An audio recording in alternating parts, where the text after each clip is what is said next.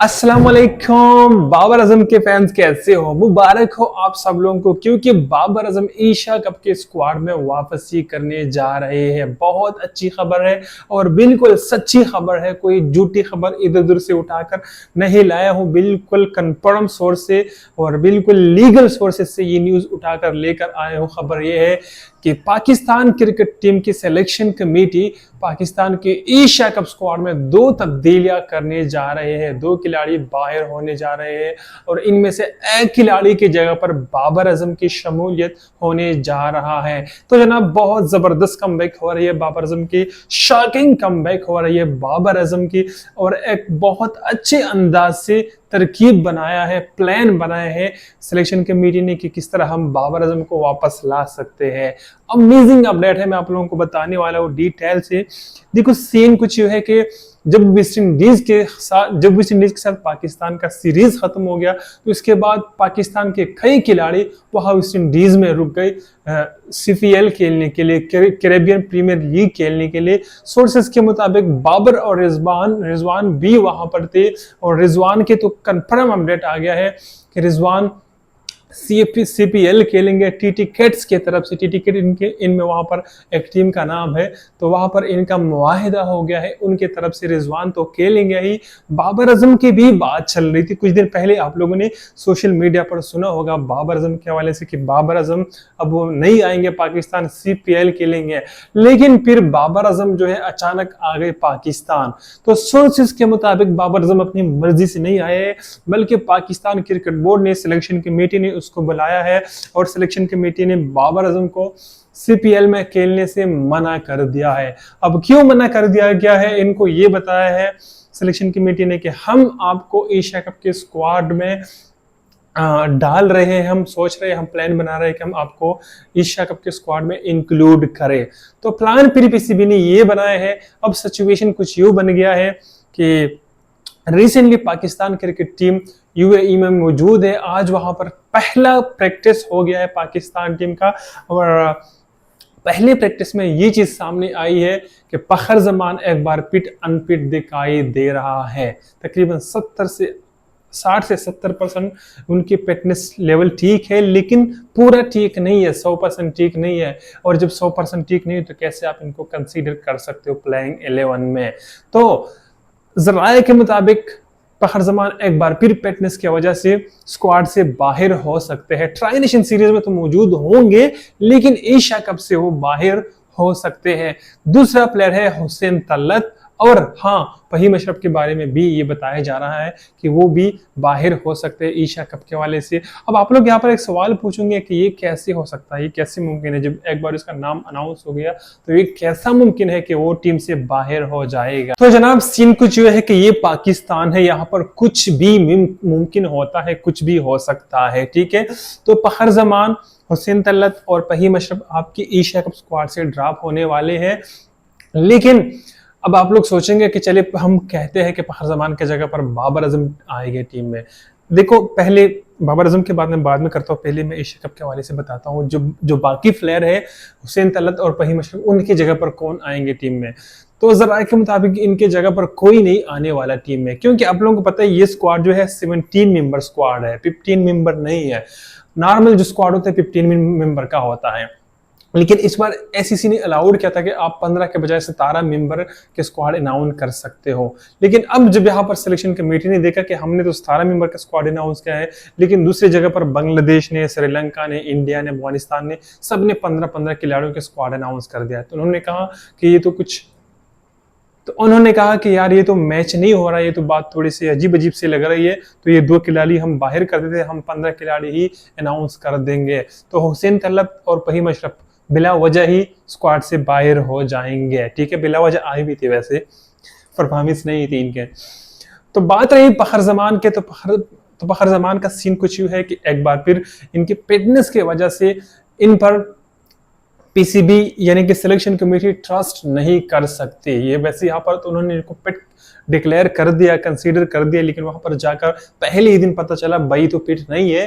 तो अब सोच रही है, प्लान बना रहे कि यार इनको तो बाहर करना पड़ेगा, ऐसा तो नहीं चल सकते। तो अब रिप्लेसमेंट कौन सा हो सकता है?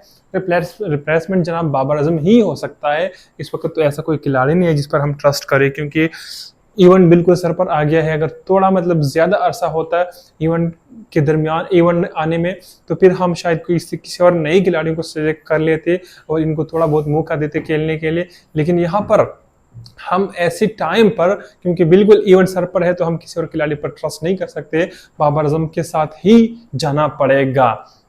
तो बाबर आजम बहुत ज्यादा इम्कानात है, 80 से 90% इम्कानात है कि बाबर आजम वापस स्क्वाड में आ रहे हैं। और जराये के मुताबिक बाबर आजम के साथ आज मीटिंग भी हो गया है सिलेक्शन कमेटी का, इसलिए कि हम आपको स्क्वाड में शामिल कर रहे हैं, आप तैयार रहो। तो मुझे लगता है आप लोगों ने जब ये न्यूज़ आज सुना होगा, खुशी तो हो ही होगी। यहाँ पर मेरे साथ क्रिकेट की कुछ और भी अपडेट है, हल्का सा वो भी बता देता हूँ, बाकी फिर आते हैं बाबर आजम के हवाले से मजीद बात करते हैं।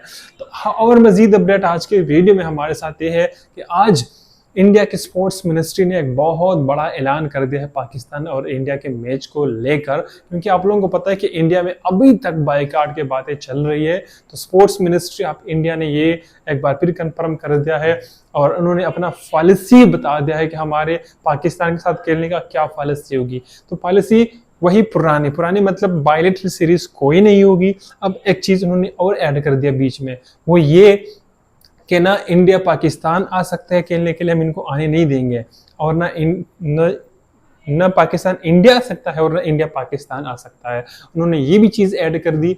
लेकिन कोई भी इवेंट हो, चाहे वो एसीसी का इवेंट हो यानी कि एशियन क्रिकेट काउंसिल का इवेंट हो, आईसीसी का इवेंट हो या कोई भी इवेंट हो, वहां पर हम पाकिस्तान के साथ खेलेंगे।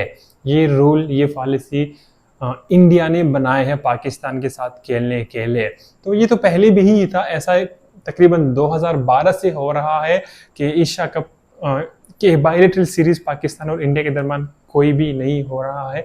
मुझे अच्छी तरह याद है, जब मैं छोटा था मैं रेडियो सुनता था, मुझे ना बचपन से क्रिकेट पसंद है। 2015 की बात है, तो खैर इतना भी छोटा नहीं था, लेकिन तब मोबाइल का दौर नहीं था, बहुत कम हमारे पास मोबाइल होते थे। 2014-15 की बात है, तब मैं स्टूडेंट हुआ करता था।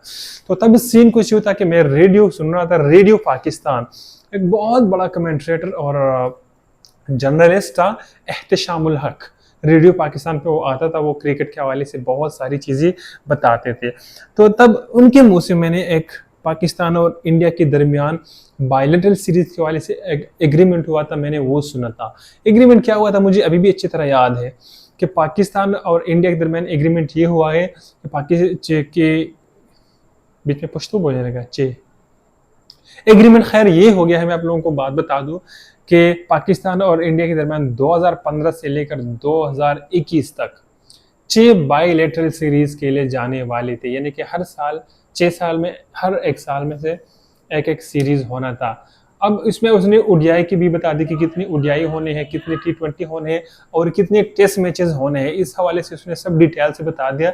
लेकिन अब तो मैच का जो नंबर है वो मैं भूल गया हूँ, लेकिन इतना मुझे याद है कि 2015 से लेकर 2021 तक पाकिस्तान और इंडिया के दरमियान 6 सीरीज खेले जाएंगे, बायलैटरल सीरीज खेले जाएंगे। इसमें से 4 इंडिया ने होस्ट करनी थी, 2 पाकिस्तान ने होस्ट करनी थी, कुछ ऐसा ही सिनेरियो था जहां तक मुझे याद है, या चार पाकिस्तान ने होस्ट करने थे, 2 इंडिया ने होस्ट करने थे, कुछ ऐसा ही इन्होंने सिनेरियो बनाया हुआ था, ऐसा ही एग्रीमेंट किया हुआ था।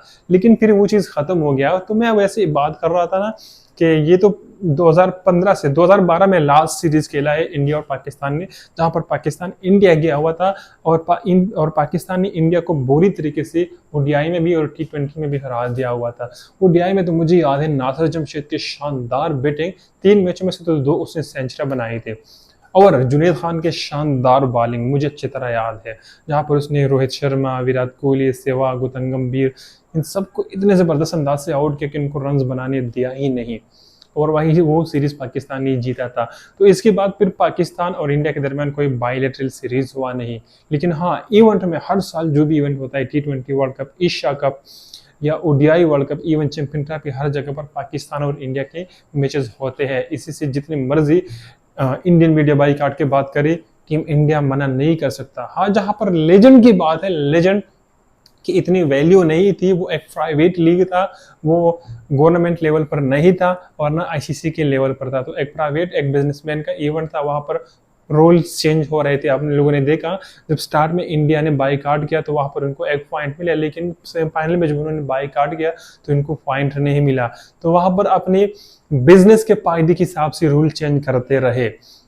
तो खैर, वीडियो में हमने बहुत बातें की बाबर आजम के हवाले से। मैं आप लोगों को एक बार फिर बता दूं कि पीसीबी सिलेक्शन कमेटी प्लानिंग कर रहा है कि हम बाबर आजम को वापस लेना चाहते हैं एशिया कप के स्क्वाड में, ट्राई नेशन की सीरीज स्क्वाड, ट्राई नेशन के स्क्वाड में नहीं बल्कि सिर्फ एशिया कप के स्क्वाड में। तो आज का न्यूज यही है। बाकी इस हवाले से मजीद डिटेल जब आएगा, कल परसों जब भी आएगा, तो इसके लिए एक बार फिर ये बंदा आएगा, वीडियो बनाएगा, आप लोगों के साथ शेयर करेगा। तो फिलहाल के लिए मुझे इजाज़त दीजिए। बाकी आप लोग भी अपने कमेंट का, अपनी राय का इजहार कर सकते हो कमेंट बॉक्स में, कमेंट कुछ भी कर सकते हो, कुछ भी बोल सकते हो। जो मेरी बातें गलत लगती है इस पर भी बात कर सकते हो। बाबर आजम के हवाले से, किसी भी प्लेयर के हवाले से, टीम के हवाले से, इवेंट के हवाले से, क्रिकेट के हवाले से, किसी भी चीज़ के हवाले से आप लोग कमेंट कर सकते हो, आप लोगों को इजाज़त है। और हाँ, सब्सक्राइब करना भी फ्री है, सब्सक्राइब भी कर लो यार। 20,000 सब्सक्राइब कंप्लीट करने हैं, वो भी इसी साल 2025 में। अल्लाह हाफिज़।